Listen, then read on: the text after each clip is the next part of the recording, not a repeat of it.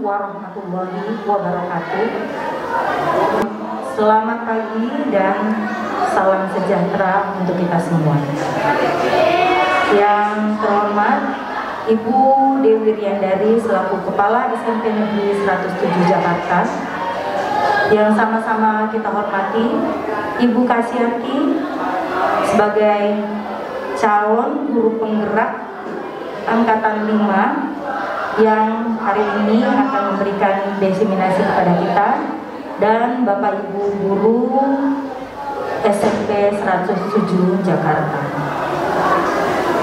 Puji syukur kita panjatkan kehadirat Allah Subhanahu wa Ta'ala, karena atas izinnya lah pada hari ini kita bisa berkumpul untuk mendapatkan diseminasi yang akan disampaikan oleh Ibu Kasiyati. Selawat beriring salam tidak lupa kita kirimkan kepada junjungan besar kita Nabi Muhammad SAW. Baiklah Bapak Ibu, untuk kelancaran acara pada pagi hari ini, mari sama-sama kita buka dengan membaca basmalah.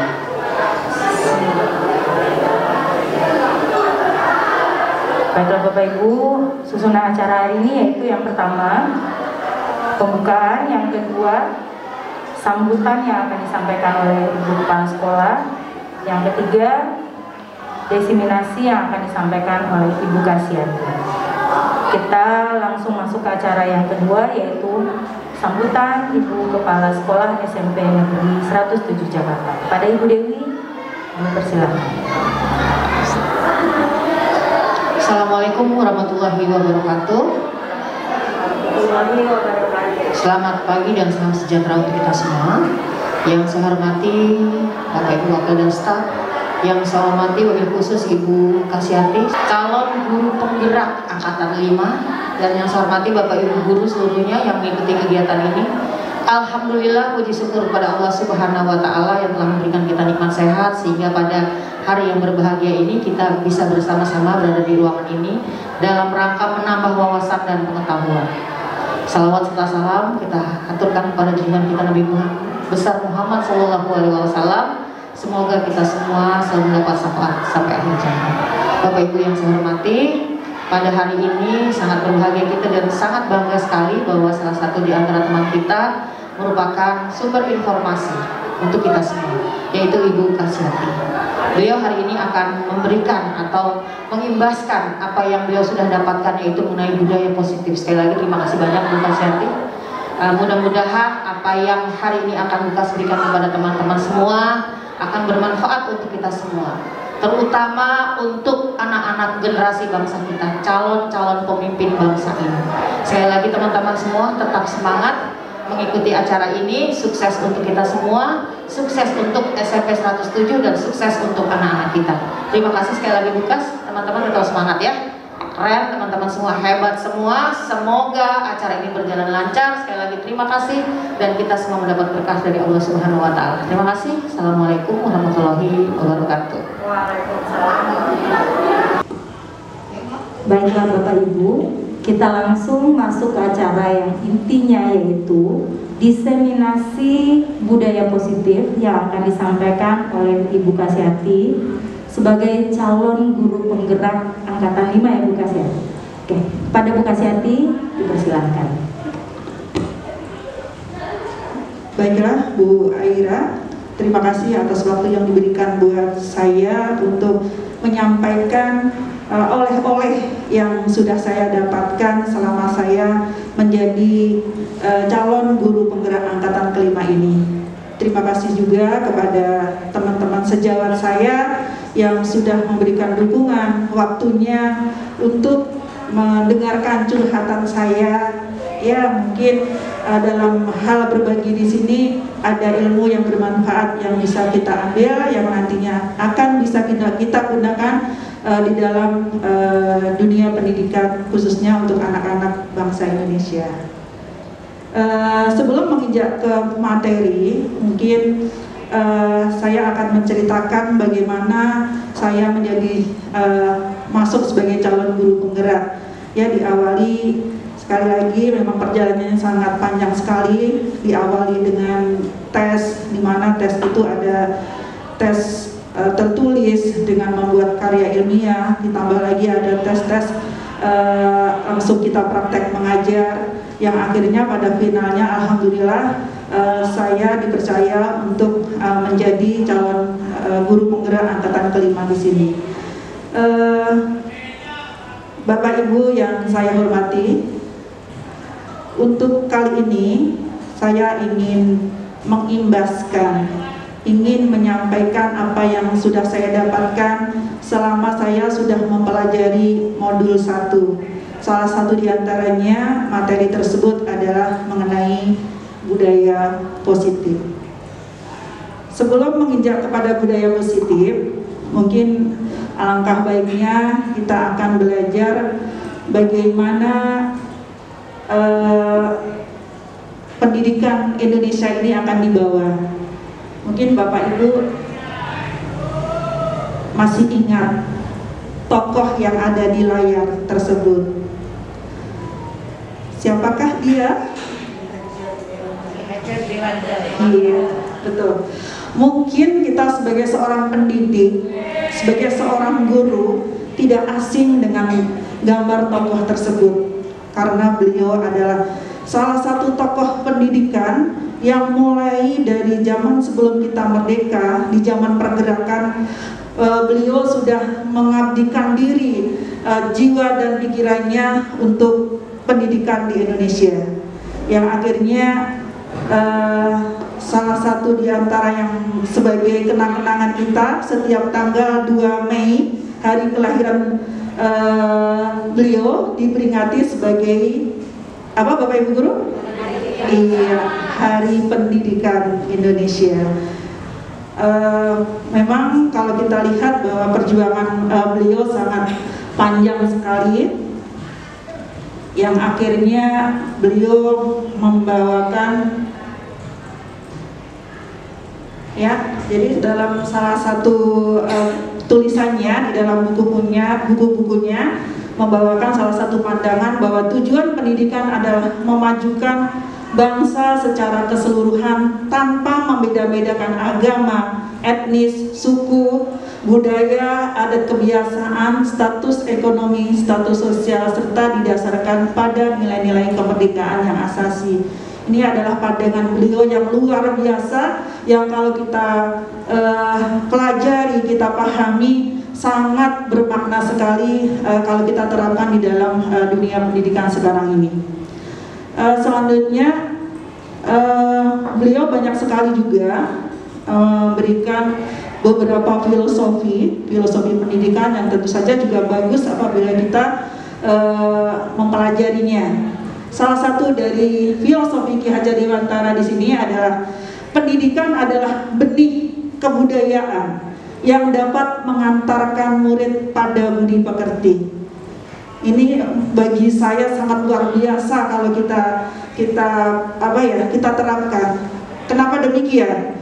Ketika kita sebagai seorang guru menginginkan budi pekerti yang sempurna buat anak-anaknya, maka kita harus benar-benar melaksanakan pendidikan itu secara holistik.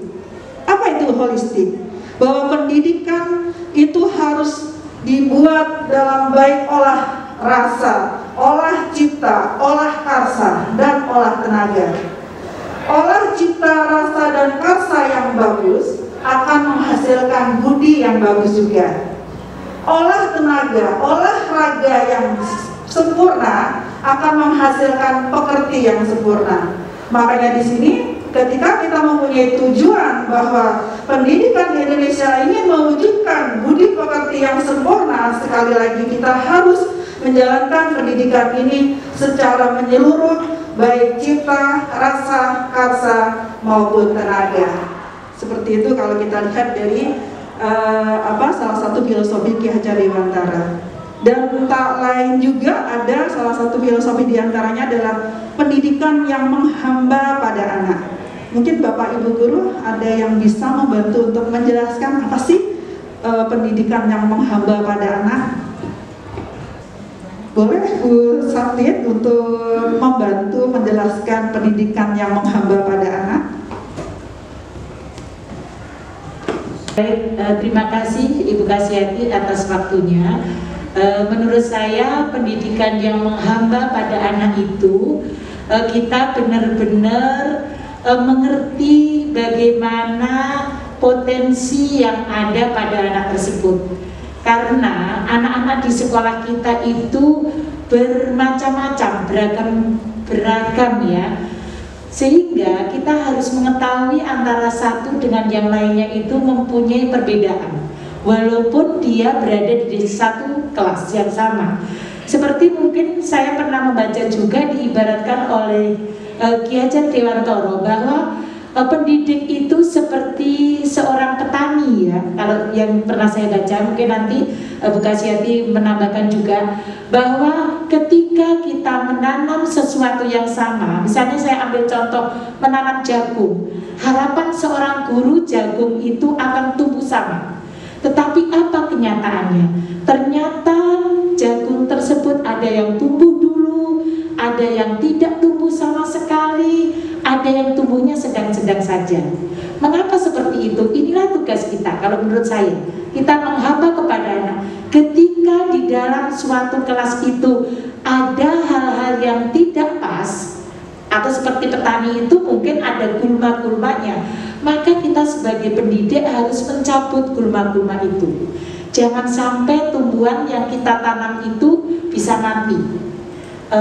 Jadi benar-benar terima kasih seperti yang sudah disampaikan di slide bahwa kita harus merawatnya, kita harus menanamnya, mungkin dengan kasih sayang ya. Kalau ibarat petani, kalau kita ingin menghasilkan hal yang bagus, yang maksimal, artinya anak-anak kita, berarti kita akan memfasilitasi dia sebaik mungkin. Jadi mungkin seperti tadi olah rasa ya, kita memang anak-anak beragam apanya itu karakternya, ada yang lemah lembut, ada yang kadang bikin kita harus menurunkan emosi kita, mungkin seperti itu, sehingga satu harapan benar-benar bisa tercipta, nanti anak-anak itu bisa mengetahui potensi yang ada pada dirinya. Mungkin seperti itu Ibu, mohon maaf jika ada yang kurang mohon ditambahkan. Terima kasih. Assalamualaikum warahmatullahi wabarakatuh. Waalaikumsalam warahmatullahi wabarakatuh. Tepuk tangan buat Ibu satu.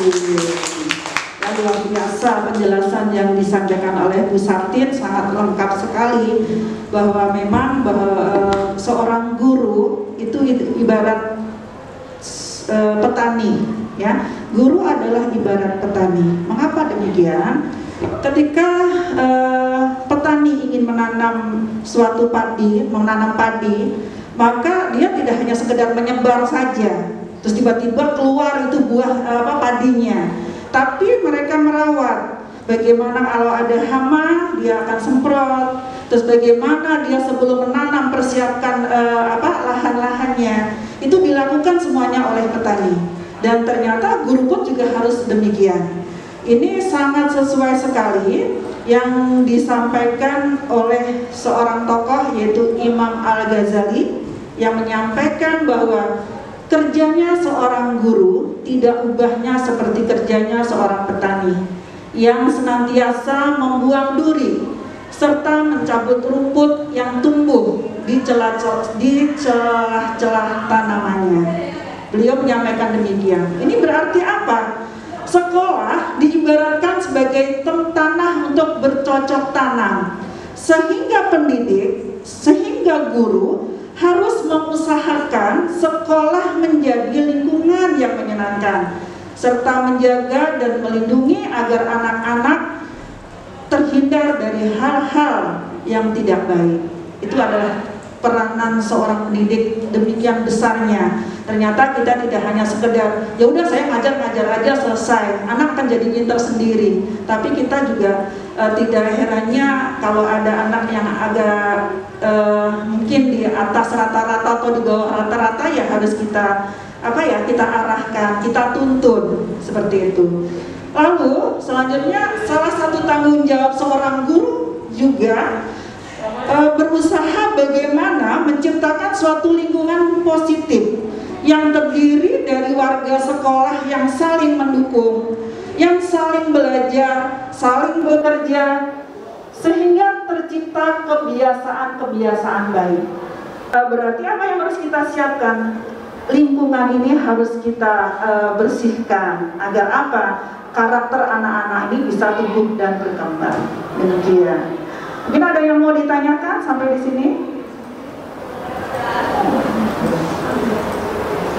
Bapak Ibu, bagaimana? Paham? Wah, mungkin udah penasaran ya, budaya positif itu apa sih? Gitu. Ya, ini saya gambarkan sebagai sebuah pohon ya, Bapak Ibu. Kalau kita ingin membentuk, ini ada apa ya? Ya, jadi saya ibaratkan ini ada 2 sekolah, di mana sekolah itu lingkungannya sangat luar biasa, lingkungan pendidikan yang memang berpihak pada anak. Ternyata di balik lingkungan yang berpihak pada anak ini ada yang namanya budaya positif. Budaya positif itu apa saja yang bisa untuk mewujudkan?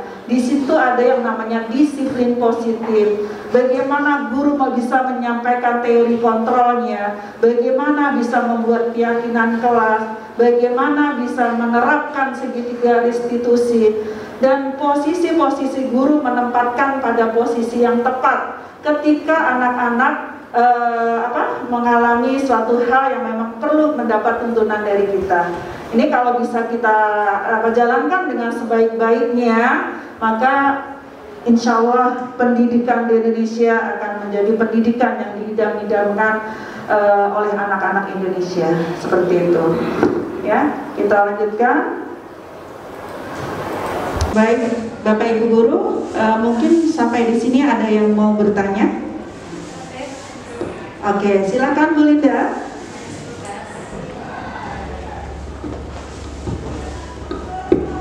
Saya sangat tertarik ya, Bukas penjelasannya tadi sangat bagus dan luar biasa sekali, dan saya jadi lebih memahami, terutama ketika diberikan yang namanya tentang guru ibaratnya sebagai petani. Itu kalau saya membayangin seperti itu, jelas sangat detail itu arahnya mau kemana. Nah ini saya mau tanya nih Bukas, saya sempat agak bingung sedikit adalah bagaimana ya Bukas kalau kita ini mau memilih bibit yang bagus atau menjadikan bibit itu menjadi bagus. Ibaratnya kan kita kan kalau petani ini kan dia sebelumnya kan memilih bibit dulu agar bisa hasilnya nanti bagus. Nah terus kalau kita nih sebagai guru, kita kan di awal itu tidak bisa memilih. Nah kita sebagai guru harus seperti apa? Terima kasih Bukas. Baik Bu Linda, terima kasih atas pertanyaannya. Sangat bagus sekali ya Bapak Ibu pertanyaannya. Tadi disampaikan oleh Bu Linda bahwa ketika guru diibaratkan petani, maka petani kan bisa milih bibit, bahkan dia bisa memilih bibit yang super bagus untuk ditanamnya agar nanti tumbuh atau menghasilkan hasil yang maksimal. Sementara kita sebagai pendidik, sebagai guru, murid-muridnya nggak bisa milih. Yang murid yang masuk itu nggak bisa, ini yang unggul semuanya yang harus masuk ke sekolahan saya. Kita nggak bisa memilih. Yang ditanyakan Bu Linda, bagaimana kok kita bisa diibaratkan petani, begitu ya Bu? Baik, ada yang bisa membantu saya untuk menjawab pertanyaan Bu Linda?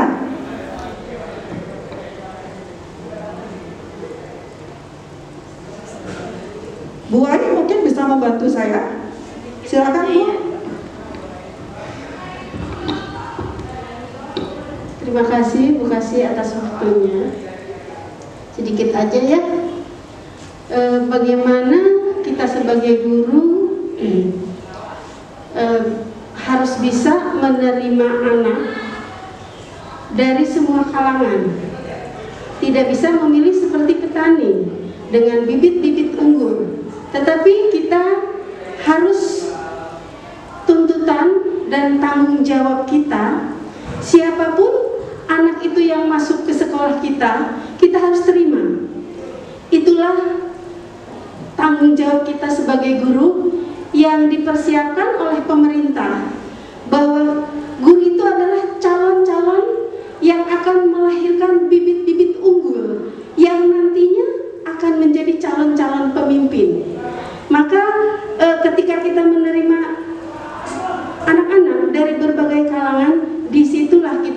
bisa memilih mana anak yang memang pengetahuannya yang tinggi, yang sedang, yang bawah. Nah, disinilah perlunya kolaborasi antara kita sebagai pendidik,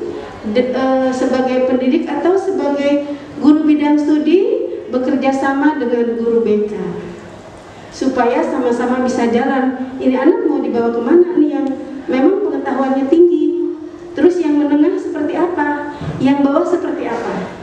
Mungkin saya hanya bisa menjawab seperti itu. Mungkin nanti ada yang menambahkan dari rekan-rekan. Terima kasih. Terima kasih kembali Bu Ai, penjelasannya sangat jelas sekali. Mungkin saya simpulkan saja dari penjelasan tersebut, memang betul bahwa sebagai seorang pendidik ya kita menerima, apalagi PPDB sekarang ini ya, yang memungkinkan bahwa semuanya rata, tidak ada yang pintar-pintar, semuanya kita rata ya, karena memang tujuan pemerintah seperti itu untuk pemerataan pendidikan di Indonesia.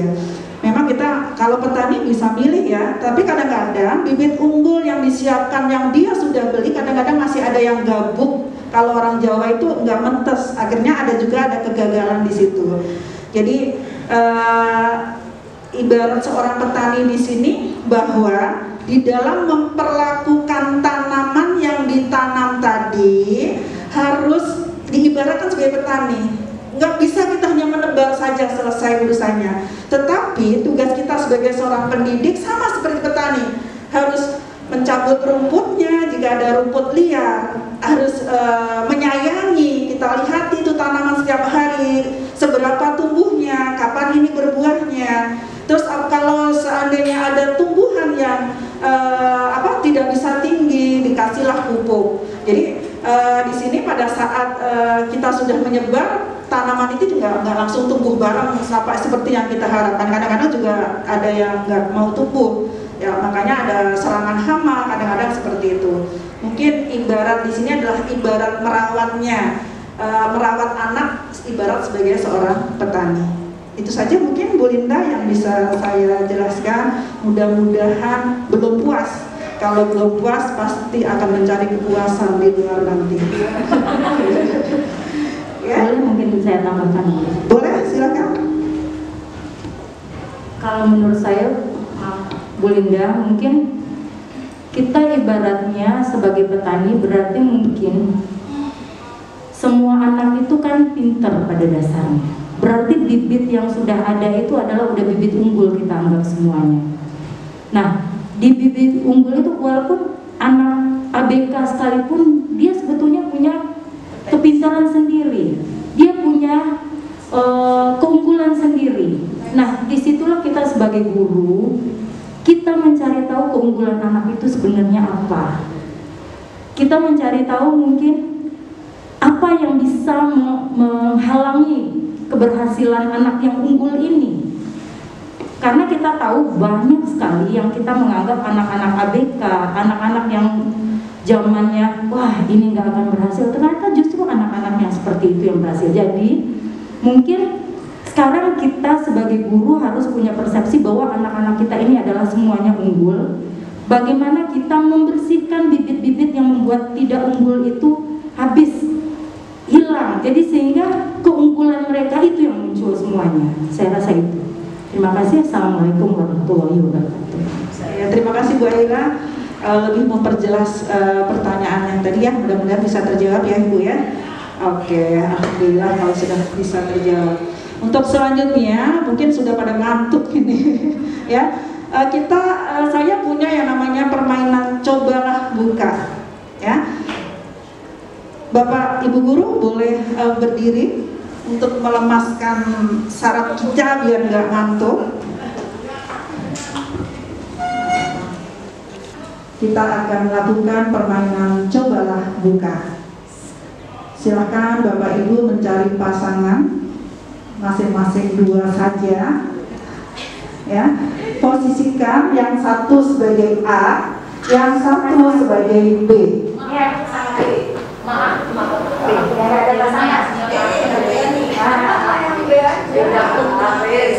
Sudah ditentukan Bapak Ibu siapa A? Coba angkat tangan, siapa A? Oke, siapa A? Ketemu ya. Yang A tugasnya adalah menggenggam tangannya sekuat tenaga. Genggam. Anggap bahwa di dalam genggaman itu adalah sebuah intan yang tidak boleh diambil oleh siapapun. Pertahankan. Ya, itu tugas A.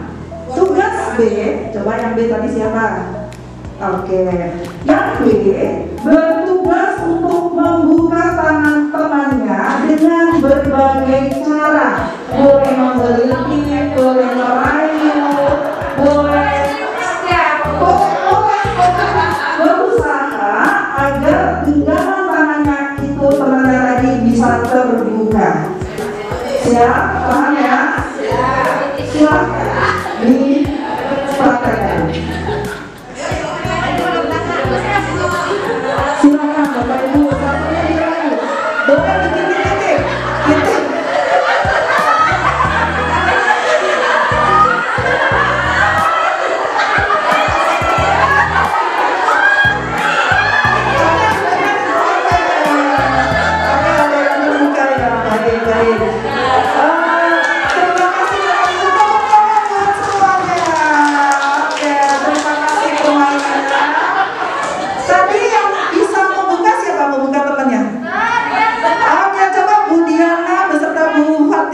Boleh ke depan untuk menceritakan bagaimana menggunakan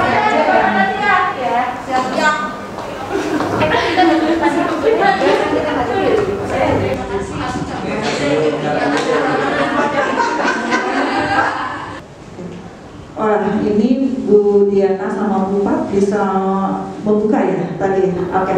Bisa diceritakan bagaimana tadi prosesnya sehingga kok bisa membuka tangan Bu Diana tadi? Aduh, luar biasa tadi, alhamdulillah dengan sekuat tenaga. Tadinya saya per juga karena ini anak muda, saya orang tua, tenaganya pasti lebih kuat dari saya kan. Tapi dengan berbagai cara saya keluarkan sekuat tenaga saya, masih belum kebuka juga. Akhirnya saya kelitik dia. Nah, dia tidak tahan dengan kelitikan, akhirnya terbukalah tangannya. Begitu Bu, usaha yang saya lakukan dengan kelitikan ya. Iya, betul. Oke, terima kasih Bu Pat. Sama-sama. Sekarang Bu Diana, coba ceritakan kenapa dibuka tangannya, tapi itu ada intannya. Nanti intannya lepas loh itu. Tadi kan Bu Fatimah bilang bukan sekuat tenaga. Sebenarnya saya juga sekuat tenaga, tapi karena ada trik yang kedua, dengan menggelitik akhirnya sudahlah pasrah saja. Jadi begitu. Akhirnya saya buka saja bukas. Akhirnya terbuka. Buat Bu Pat dan Bu Diana, terima kasih. Oke. Jadi tadi pengalaman yang disampaikan oleh Bu Diana dan Bu Pat tadi bisa kita simpulkan bahwa dengan permainan cobalah buka, ternyata yang bisa mengontrol seseorang itu siapa? Siapa Bapak Ibu? Iya betul. Yang bisa mengontrol diri seseorang itu adalah diri kita sendiri. Kalau tadi Bu Pat bisa membuka tangan Bu Diana, bukan berarti Bu Pat bisa mengontrol Bu Diana, tapi karena memang Bu Diana ingin membuka dengan tekanan-tekanan, ya, dengan tekanan-tekanan. Tekanan-tekanan ini bagaimana? Ya itulah yang namanya bahwa pengontrolan dari luar diri, gitu, ya. Jadi makanya di sini ada apa? Ada ilusi-ilusi. Sebentar. Ya, di sini adalah miskonsepsi ilusi teori kontrol, ya. Tadi adalah teori kontrol mengatakan bahwa yang bisa mengontrol seseorang itu ya diri dia sendiri. Orang lain tidak bisa mengontrol. Nah, ini adalah ilusi yang selama ini kita merasa bahwa guru itu bisa loh mengontrol murid. Benar atau salah sih? Salah. Yang bisa mengontrol murid siapa? Diri sendiri, betul. Jadi kalau ada seorang murid yang ketika kita suruh lalu dia nurut, itu karena apa? Ya karena dia ingin melakukan sesuatu itu, karena dia mau, ya. Jadi karena dia mau, makanya murid itu melakukan sesuatu. Terus yang berikutnya adalah ilusi bahwa semua penguatan positif efektif dan bermanfaat. Penguatan positif itu efektif dan bermanfaat. Betul atau salah? Semua penguatan positif itu adalah efektif dan bermanfaat. Betul atau salah? Betul. Siapa yang bilang betul boleh sampaikan itunya.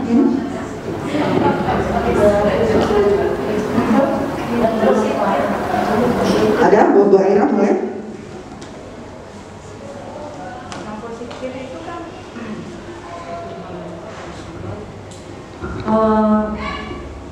Maaf Bukas, minta tolong apa?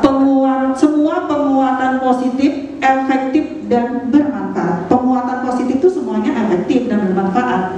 Nah, penguatan positif itu seperti contoh-contoh positifkah atau apa ini maksud penguatan positif? Iya, ini ada yang Bu Ira bertanya penguatan positif itu kayak apa sih? Ada yang tahu mungkin? Memberikan penghargaan 100 buat Bupat. Memberikan penghargaan, misalnya itu adalah penguatan positif. Menurut teori ini efektif dan bermanfaat. Benar atau salah sih ilusinya itu? Efektif dan bermanfaat, tapi tidak selalu efektif sebetulnya. Ada kadang-kadang anak dengan penguatan positif seperti itu mereka akan memunculkan keinginan untuk lebih menampilkan diri, tapi kadang-kadang ada suatu saat mereka akan kecewa pada saat mereka tidak berhasil mendapatkan penguatan positif tersebut. Oke, terima kasih Bu Aira. Di situ dikatakan miskonsepsi, berarti selama ini kita menganggap bahwa semua penguatan positif efektif dan bermanfaat. Kalau Bu Aira tadi mengatakan kadang iya kadang enggak, berarti ilusinya benar ya, itu enggak mengatakan bahwa penguatan efektif. Kalau kita ambil negatifnya di sini, penguatan positif tidak selalu efektif dan bermanfaat. Kenapa? Tadi dicontohkan sebagai contohnya adalah memberikan penghargaan. Memberikan penghargaan itu orang melakukan sesuatu kadang hanya karena penghargaannya. Kenapa tidak dikatakan efektif? Tidak muncul dari internal ini loh. Kan tadi teori kontrol, seseorang bisa mengontrol siapa? Diri sendiri. Kalau seseorang melakukan sesuatu karena orang lain, maka apa yang terjadi? Itu eksternal. Eksternal kalau ini muncul, kalau ada penghargaan dia lakuin, kalau enggak ya enggak. Kalau ada guru ini menegur, saya lakuin. Kalau enggak ya saya enggak. Gitu. Jadi masukkan bajunya, kamu jangan begini. Itu penguatan positif, tapi kadang tidak efektif. Kenapa? Karena faktornya adalah faktor dari luar. Yang paling bagus gimana ya? Dari dalam internal. Karena apa? Teorinya tadi kembali bahwa seseorang melakukan sesuatu karena dirinya sendiri. Seperti itu. Ya. Oke? Oke. Ada yang mau bertanya sampai di sini? Lanjut. Oke, sudah paham ya? Oke, kita lanjutkan kembali.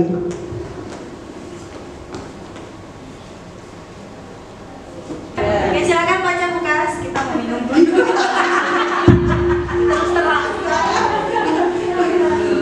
Oke, minum. Oke, di sini ada teori kontrol, di mana teori kontrol di sini disebutkan bahwa semua perilaku memiliki tujuan. Ya, semua yang kita lakukan adalah memiliki tujuan. Yang kedua adalah semua orang akan melakukan hal terbaik yang dia bisa lakukan. Jadi setiap orang itu sebetulnya dalam melakukan itu pengen melakukan terbaik. Kadang-kadang hal baik apa yang kita anggap baik belum tentu anak anggap baik juga. Gitu loh, akhirnya terjadi miss kan. Tapi tujuannya sebetulnya sama, bahwa anak ingin kebaikan, kita pun juga ingin kebaikan. Ini yang perlu kita satukan nantinya di teori kontrol di sini.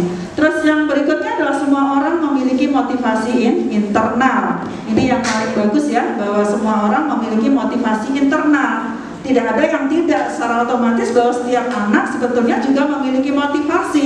Lalu gimana anak-anak yang malas dan sebagainya? Itulah yang kita harus kilip-kilip agar apa? Motivasi internalnya keluar. Itu tugas kita Bapak Ibu Guru, untuk membangkitkan motivasi internal. Kalau motivasi internal ini keluar, maka mereka melakukan sesuatu sesuatu itu memang dari dalam diri, pengen dia mau seperti itu, bukan karena kita, bukan karena orang tua atau yang lainnya. Itu kalau sesuai dengan teori kontrol. Oke, kita lanjut kembali. Yang berikutnya adalah teori motivasi perilaku manusia. Nah, di sini bahwa manusia menghindari hukuman, ya, manusia pasti menghindari hukuman. Makanya di sini masuk internal atau eksternal? Eksternal, betul. Mendapatkan imbalan atau penghargaan? Eksternal. Menjadi orang yang mereka inginkan? Internal. Inilah yang menjadi tujuan disiplin positif kita. Ya, tujuan disiplin positif kita ini adalah menjadi orang yang mereka inginkan. Kita bangkitkan anak-anak kita, motivasi internalnya keluar, sehingga mereka menjadi yang mereka inginkan. Itu sebetulnya apa sih? Gitu.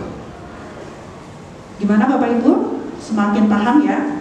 Mudah-mudahan makin paham lah. Ya. Nah, ini ada hukuman, konsekuensi, dan restitusi. Ya.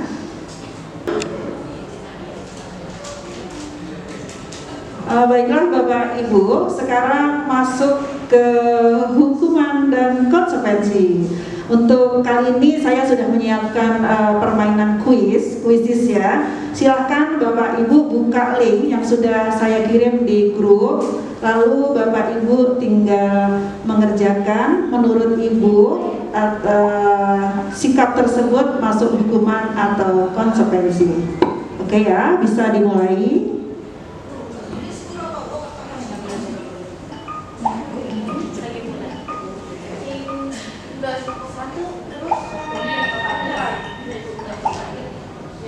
Iya, sudah ada Bu Dwi, Bu Sabtini, Ibu Ai, Bu Nurlani, 107, ada Yani, Siti Fatimah, tes.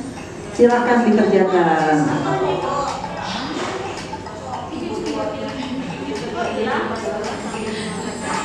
Iya, Bu Sabtini menduduki peringkat pertama, disusul 107. 107 ini siapa? Bu Aira ya? Oke, waduh, Bu Siti Fatimah. Lanjut.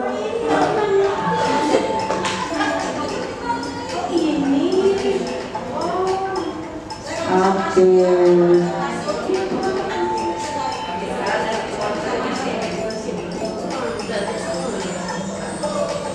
Wah, tampaknya pada kebingungan. Ini masuk hukuman atau konsekuensi ya?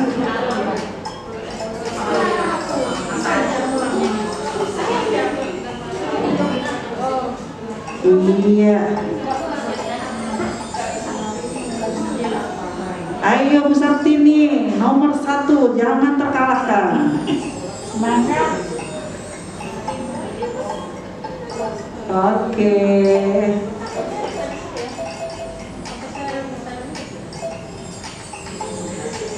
Bingung ya, bedain hukuman itu apa, konsekuensi apa ternyata. Padahal sering kita lakuin loh. Oke. Bu saat ini sudah finish, nilainya 100, keren. Guru teladan, ya. Bu Dwi juga, wah, guru 107 keren-keren semua di sini ya. Berarti sudah banyak yang memahami apa hukuman dan apa konsekuensi itu.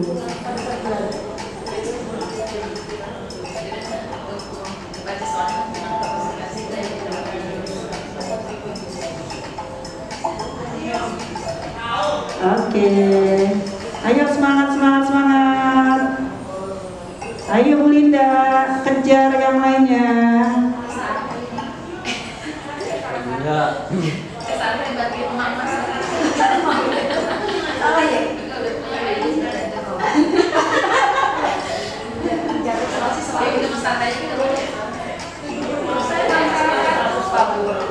Siapa yang salah satu? Bu Diana, namanya apa ini? Tes ya? Oh, tes yang itu ya? Salah satu ya? Saya salah satu tadi ya. Oke, boleh dilihat yang salahnya, nanti kita bahas. Saya nilai salah 2. Wah, Bu Fatimah salah dia. Masih dapat 8, Bu. Saya berapa nilai saya? Salah satu saya 9. Mana?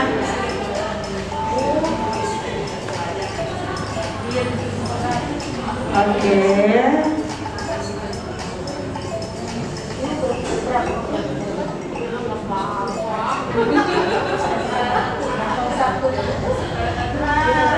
Oke. Sudah finish ya, saya akhiri ya. Udah semua ya. Oke. Saya akhiri, alhamdulillah ini sudah 3 guru yang menyelesaikan dengan nilainya 100 ya, berarti memang sudah bisa membedakan mana konsekuensi dan mana yang hukuman.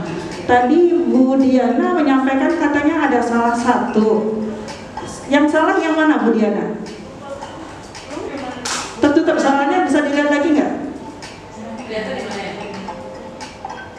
Ini saya akhiri ya, enggak ya? Oke, saya akhiri. Oke, Anda yakin? Terima kasih Bapak Ibu Guru yang sudah menyelesaikan kuis dengan baik. Sekarang kita lihat di sini pertanyaannya. Oke, mulai dari nomor 1. Mencatat 100 kali di dalam buku kalimat dengan kalimat saya tidak akan terlambat lagi karena terlambat ke sekolah. Hukuman atau konsekuensi Bapak Ibu? Hukuman. Ada yang bisa menjelaskan kenapa disebut hukuman? Mencatat 100 kali di dalam buku kalimat. Disuruh mencatat. Karena tidak mengalihkan perubahan dari satu hukuman gitu ya. Antara kesalahan dan ini tidak sesuai, Bu, tidak nyambung. Oke. Gimana Bu Dwi?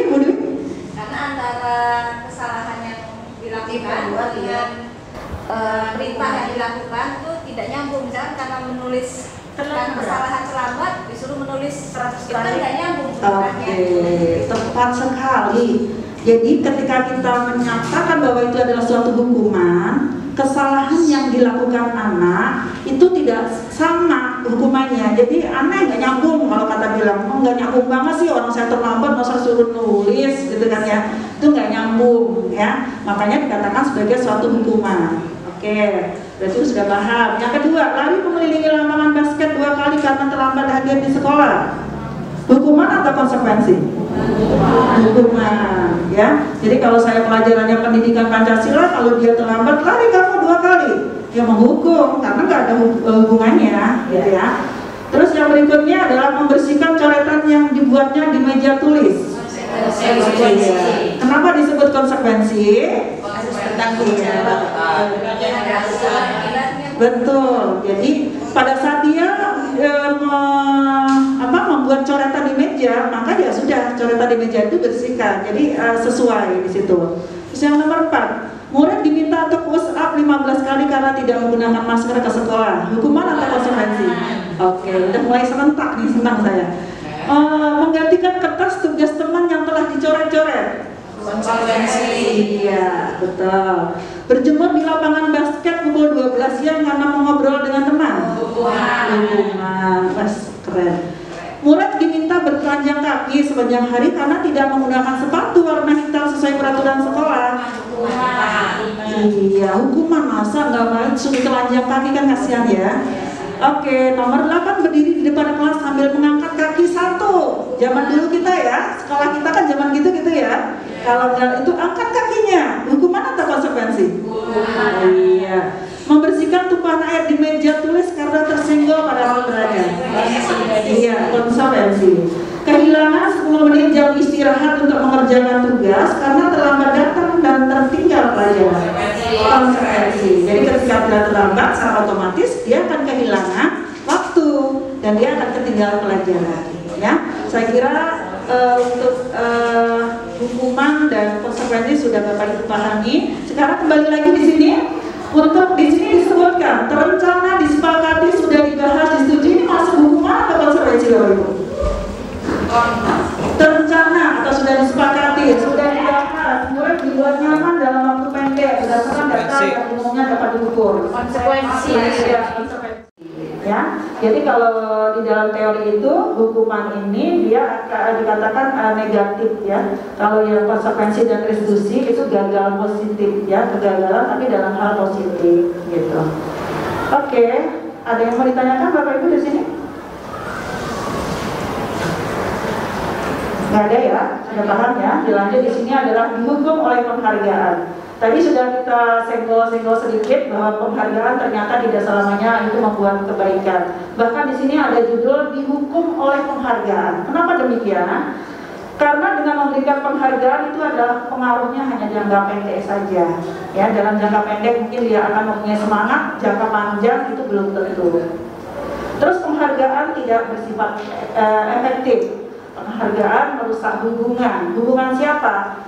Ya kadang-kadang ada anak yang ingin dapat juara, ternyata dia nggak dapat, akhirnya timbul iri di antara temannya.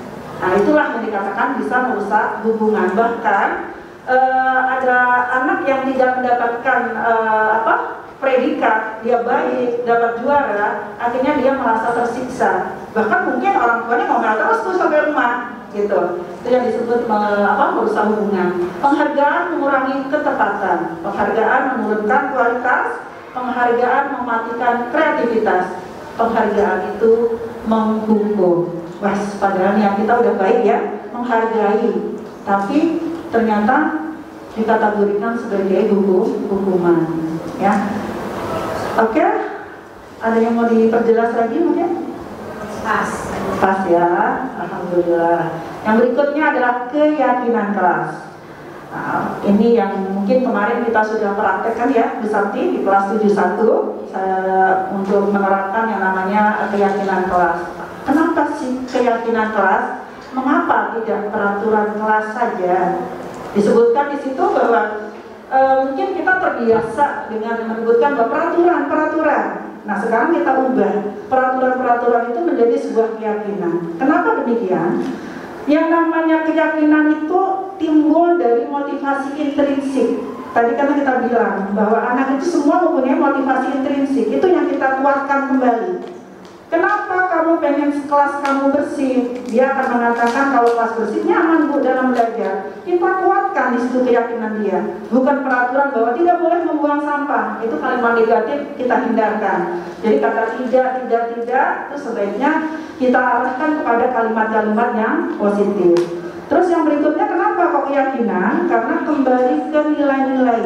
Keyakinan lebih menggerakkan dibandingkan serangkaian peraturan. Mengapa dikatakan lebih menggerakkan?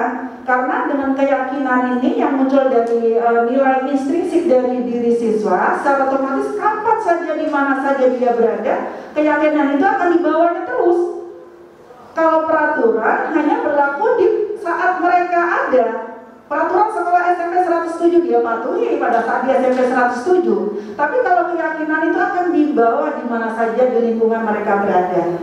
Itu yang mengatakan bahwa janganlah kita sekarang peraturan, keyakinan. Terus yang berikutnya, apa sih yang dimaksud dengan nilai-nilai universal? Nilai-nilai universal yang dikembangkan oleh pada keyakinan tadi adalah nilai yang disepakati secara tersirat lepas dari latar belakang suku, agama, negara maupun bahasa. Jadi ketika kita membuat keyakinan, lalu tiba-tiba anak, apa yang kamu yakini agar kamu itu bisa berbuat baik dengan teman sekelas kamu, saling misalnya dia memberi Bu, kalau saya punya makanan memberi, kalau dia susah itu kita bantu. Nah kita simpulkan nilai universal di situ adalah saling menghargai dan saling menghormati. Itu keyakinan yang nanti akan kita tetapkan, kita kuatkan di masing-masing diri anak. Seperti itu. Paham Bapak Ibu?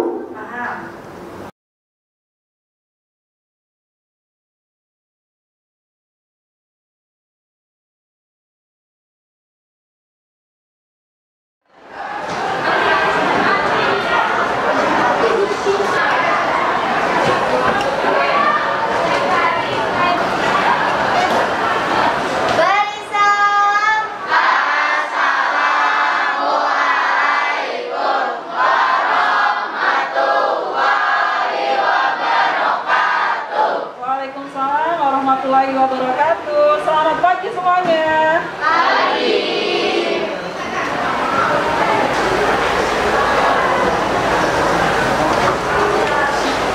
Bagaimana kabar kalian hari ini? Alhamdulillah luar biasa. Alhamdulillah ya. Hari ini kita bisa bertemu kembali di dalam frekuensi yang sama, mata pelajaran pendidikan Pancasila. Masih punya semangat hari ini? Masih dong. Tunjukkan semangatmu. 1, 2, 3. Kami pelajar Pancasila yang beriman dan berakhlak mulia. Kami pelajar yang merdeka dan berkebinekaan global. Belajar mandiri, bergotong royong pasti, bernalar kritis, kreatif dan dinamis. Kelas 71 maju bersatu padu, menjadi inovatif yang bermutu. Kelas 71 maju bersatu padu, menjadi inovatif yang bermutu. Kelas 71 hebat. Kelas 71 semangat. Kelas 71 oke. Kita siap untuk menjadi pelajar Pancasila. Oke, keren banget. Kalian luar biasa semangatnya ya. Untuk hari ini, alhamdulillah kalian masuk semuanya, hadir lengkap 36 siswa ya. Dalam kesempatan hari ini, Ibu akan membuat kelas impian kalian ya, dan keyakinan kelas. Oh ya, silakan Ibu. Hari ini kita akan membuat kelas impian dan keyakinan kelas bersama wali kelas kalian. Mudah-mudahan nanti kalian bisa mewujudkan kelas impian bersama wali kelas yang hebat. Tepuk tangan buat kalian.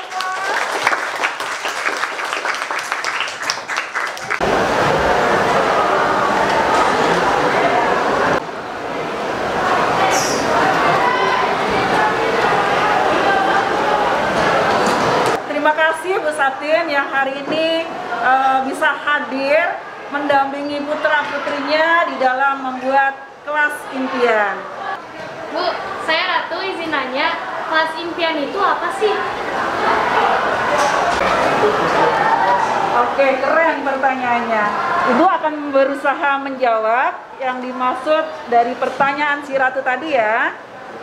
Kita lihat di materi sudah Ibu siapkan.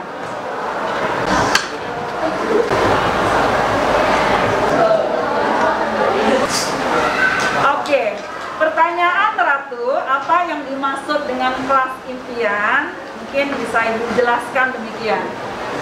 Yang namanya impian, setiap orang kan punya impian ya, bermimpi.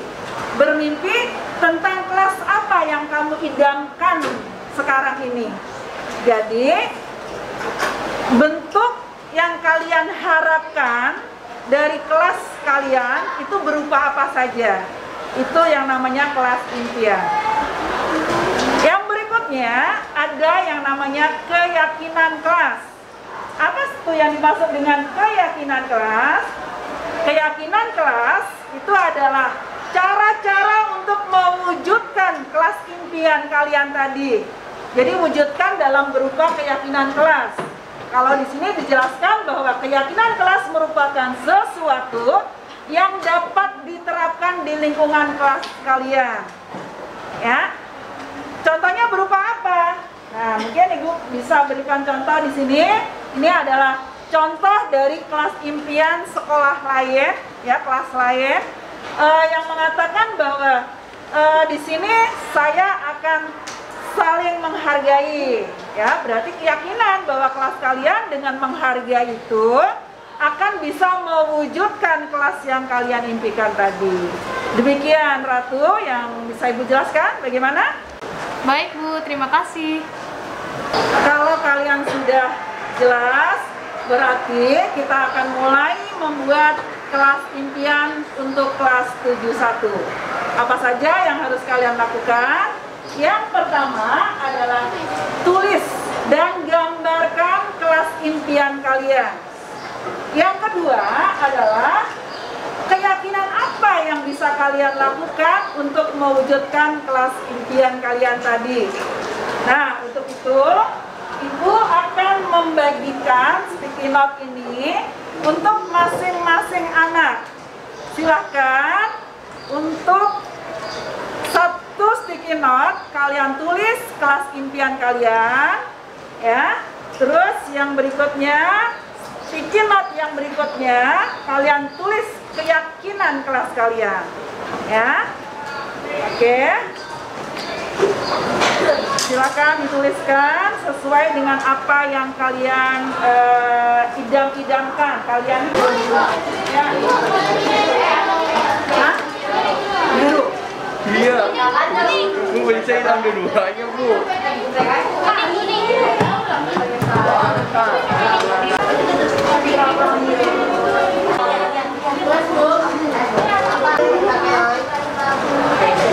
Oke, gimana? Semuanya sudah selesai menuliskan kelas impian dan keyakinan kelasnya? Sudah. Oke, good job. Sekarang masing-masing kelompok akan menuliskan dan menempelkan kelas keyakinan dan kelas impian di yang tempat yang sudah disediakan. Kelompok 1. Impian kelas dapat menunjukkan rasa toleransi.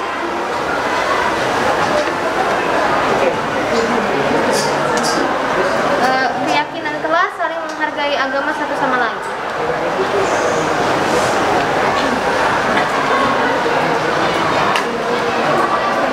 Selanjutnya, impian kelas menjadi kelas unggulan dan berisi anak-anak pintar dan berprestasi.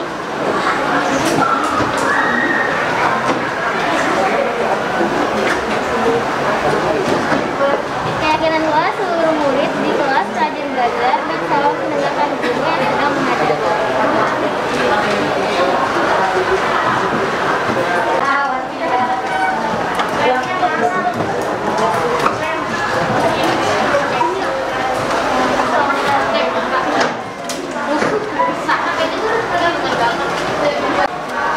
Kelas impian saya adalah kelas yang bisa menjaga kebersihan. Keyakinan kelas saya adalah melaksanakan piket dengan sungguh-sungguh.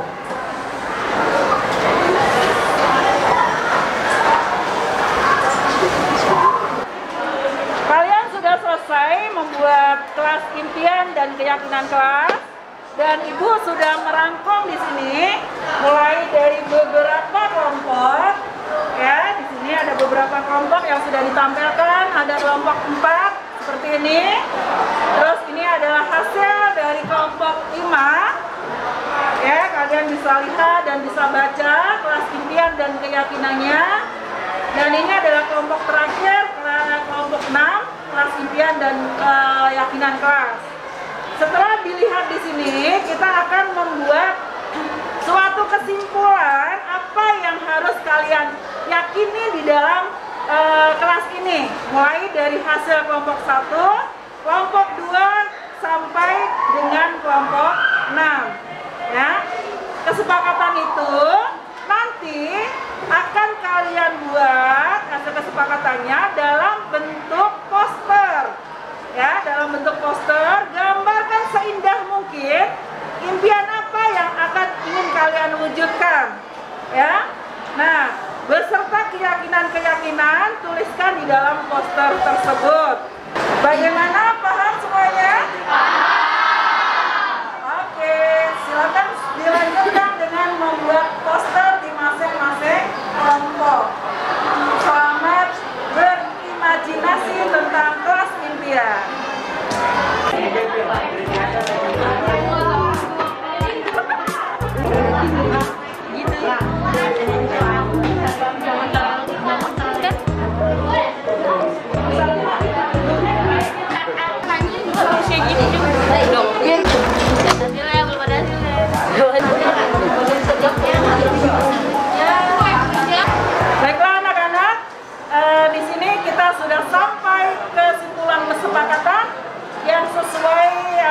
papan tulis.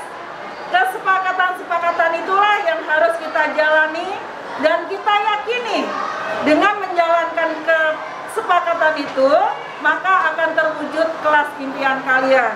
Di antara kalian harus saling mengingatkan.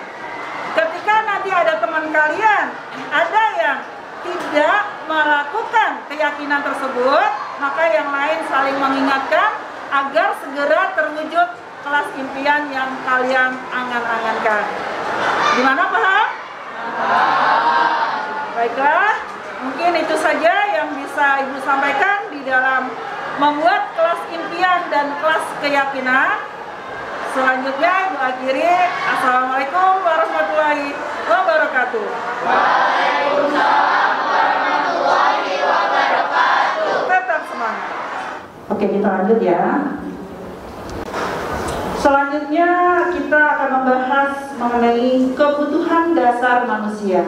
Kebutuhan dasar manusia ini bedakan menjadi 5. Kebutuhan bertahan hidup, kebutuhan kasih sayang dan rasa diterima, kebutuhan akan kebebasan, kebutuhan akan kesenangan, dan kebutuhan akan penguasaan. Ini harus kita ketahui dari masing-masing diri anak.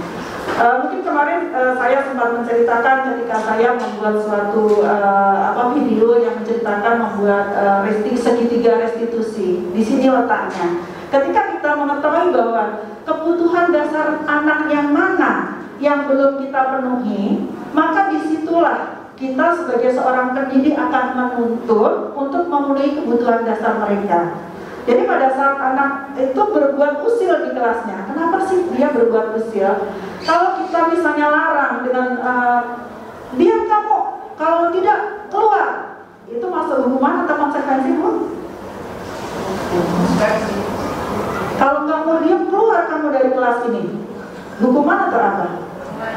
Hukuman, karena dia nggak mau diam. Ya kan, kita ngajar nggak mau diam suruh keluar. Kalau anak yang itu ya malah seneng ya. Nah, di sini kita lihat, kita panggil, ya kita ituin kamu kenapa tadi.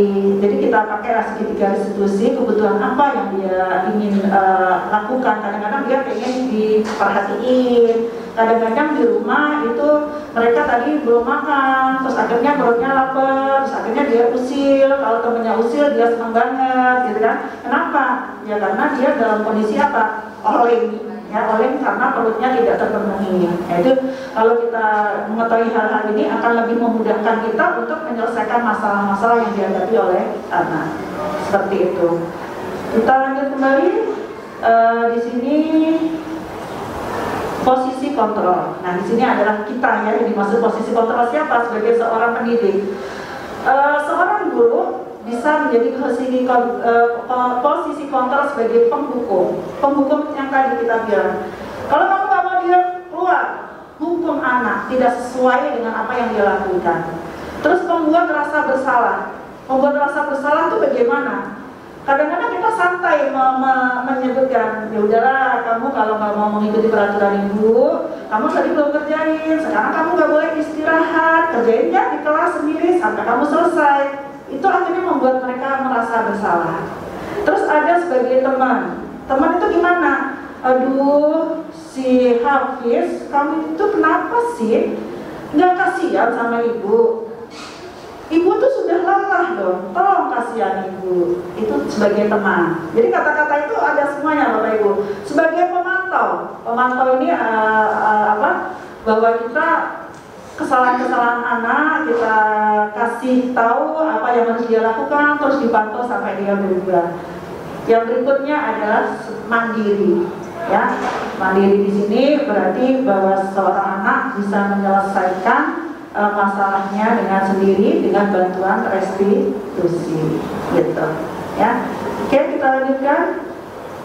Yang saat kita menyelesaikan masalah-masalah anak, 3 hal yang harus kita lakukan. Yang pertama adalah menstabilkan identitas, yang kedua adalah validasi tindakan yang salah, dan menanyakan keyakinan, ya. Jadi ketika ada anak yang lagi sudah berantem kemana-mana, nggak usah janganlah langsung kita dikecam gitu ya.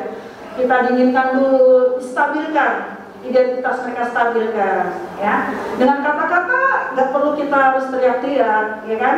Ya, jadi dengan stabilkan ini mereka akan emosinya akan stabil. Kalau emosi mereka tinggi dan kita tinggikan lagi, nggak akan menyelesaikan masalah, ya. Stabilkan identitas mereka. Sepertinya ada masalah, ada yang bisa ibu bantu, ya kan? Akhirnya dia merasa, oh ini saya dapat dukungan nih, gitu. Padahal kita mau ngorek, kenapa sih, ya kan? Terus validasi tindakan salah. Validasi tindakan salah itu seakan-akan kita mengiyakan, tapi kita akuin, misalnya boleh kamu mempertahankan seperti itu, tapi apakah tidak ada cara yang lain untuk mempertahankan diri dengan baik? Jadi kita oke kalian, tapi kasih tahu ini loh yang lebih baik. Kalau kamu berantem, selesaikan masalahmu. Enggak, makin banyak masalah. Lalu cara apa yang kamu bisa lakukan? Ya? Yang ketiga adalah menanyakan keyakinan. Keyakinan mana? Yang tadi udah kita bikin bersama-sama di kelas. Kemarin kan sudah kita bikin keyakinan kelas. Yang mana? Yuk, yang kamu langgar. Saat berantem berarti apa yang dilanggar? Tidak menghargai.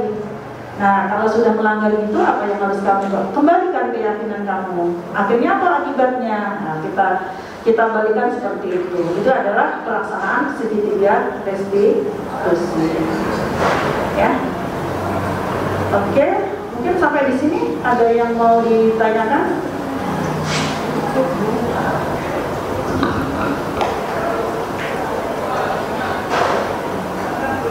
Gimana Bapak Ibu? Paham ya? Nanti jika ada yang mau didiskusikan, boleh kita diskusikan lebih lanjut di luar diseminasi di sini. Baik Bu. Oke. Reza, jika tidak ada yang ditanyakan, itu saja yang bisa saya sampaikan. Sekali lagi terima kasih atas waktu yang sudah Ibu berikan kepada saya untuk berbagi. Mudah-mudahan apa yang sudah saya sampaikan di sini hanya sedikit, tapi bisa mencerahkan kita di dalam menyelesaikan masalah-masalah yang berkaitan dengan pendidikan, sehingga tercipta budaya positif yang baik di lingkungan sekolah kita ini. Itu saja, terima kasih. Saya akhiri. Assalamualaikum warahmatullahi wabarakatuh. Waalaikumsalam warahmatullahi wabarakatuh.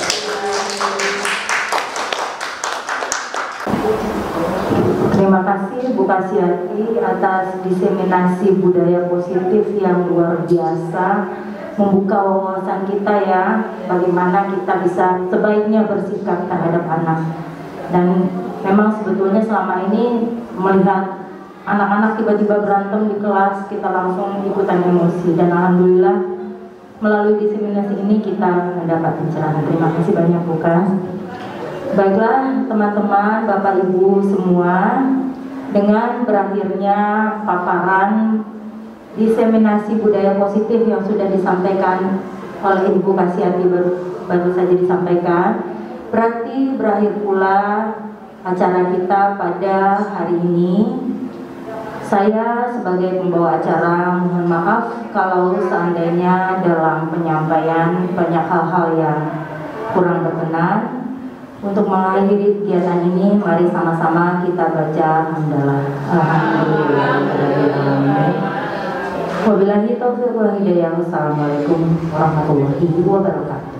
Waalaikumsalam warahmatullahi wabarakatuh.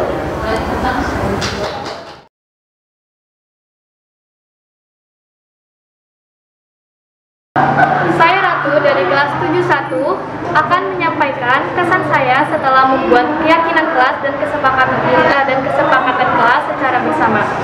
Yang pertama, timbulnya kesadaran diri dari diri sendiri untuk melaksanakan keyakinan kelas dari hasil kebersamaan. Halo, nama saya Gus Yayulan Widiantari dari kelas 71. Yang kedua, saya merasa tahu alasan mengapa harus melakukan dan tidak melakukannya, juga dapat menjadi pribadi yang lebih baik lagi. Sekian dari saya. Nama saya Muhammad Ardiansyah dari kelas 71, absen 22. Kesan yang ketiga adalah jika ada salah satu murid yang melanggar keyakinan kelas, maka teman-teman di kelasnya akan mengingatkan sikap yang sebenarnya karena semua itu adalah keyakinan kelas yang telah disepakati secara bersama. Sekian dari saya, terima kasih.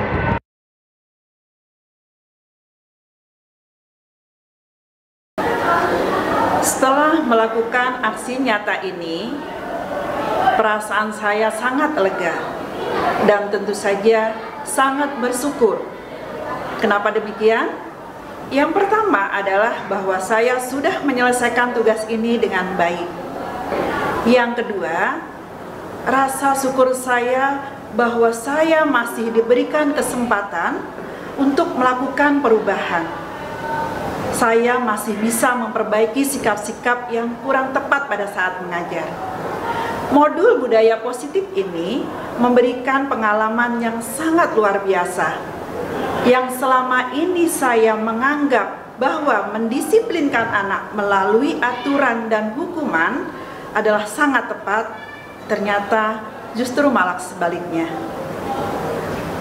Rasa syukur yang ketiga saya panjatkan karena saya diberikan kesempatan pula untuk memberikan ilmu-ilmu yang saya dapat melalui pendidikan guru penggerak ini dengan pengimbasan. Sikap antusias teman-teman pada saat mengikuti pengimbasan merupakan langkah awal untuk menuju perubahan. Saya yakin bersama pasti bisa. 107 siap mewujudkan budaya